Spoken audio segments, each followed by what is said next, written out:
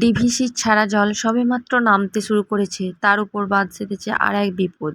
শুরু হয়েছে প্রবল বৃষ্টি, ঘরবাড়ি হারিয়ে মানুষ যেন দিশেহারা।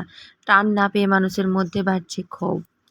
সেই ক্ষোভকে কিছুটা প্রশমিত করতে ছুটে যান বিধায়ক সুশান্ত ঘোষ।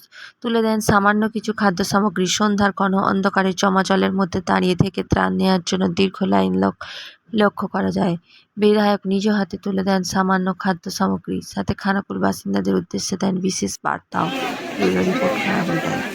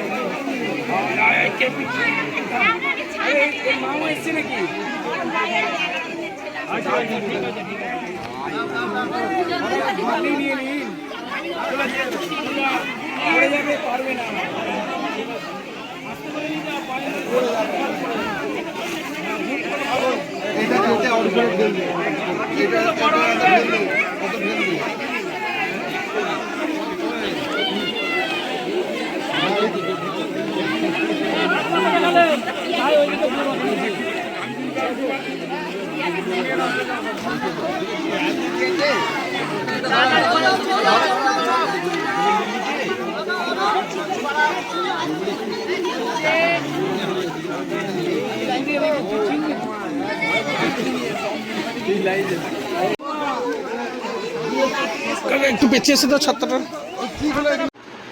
খানাকুল বিধানসভার প্রত্যেকটি এলাকাতে আমরা পৌঁছানোর চেষ্টা করছি। বন্যা বিধ্বস্ত খানাকুলকে দ্রুত পুনরুদ্ধার করার জন্য আমরা সব রকমভাবে চেষ্টা চালিয়ে যাচ্ছি। সেই সঙ্গে খানাকুলবাসীও আমাদের সাথে সম্পূর্ণরূপে সহযোগিতার হাত বাড়িয়ে দিয়েছে।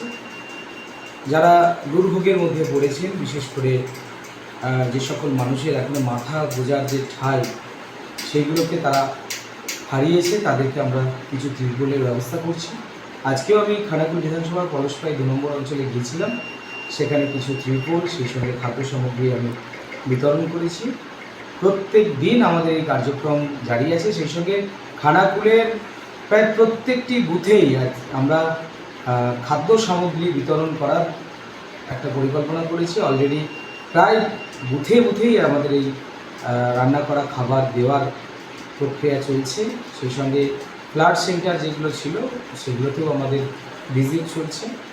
আশা করি খুব দ্রুত আমরা এই দুর্যোগকে কাটিয়ে উঠতে পারবো। সেই সঙ্গে বিভিন্ন নদীবাঁধ ভেঙে গিয়েছে, নদীবাঁধের অবস্থা খারাপ রয়েছে, সেগুলোকে দ্রুত সংস্কার করার জন্য আমরা প্রয়াস শুরু করেছি। আশা করি খুব দ্রুত সেই কাজ সম্পূর্ণ হবে। তবে ইরিগেশন ডিপার্টমেন্টকে স্বচ্ছতার সহিত কাজ করতে হবে, এটা আমরা পরিষ্কারভাবে বলে দিয়েছি।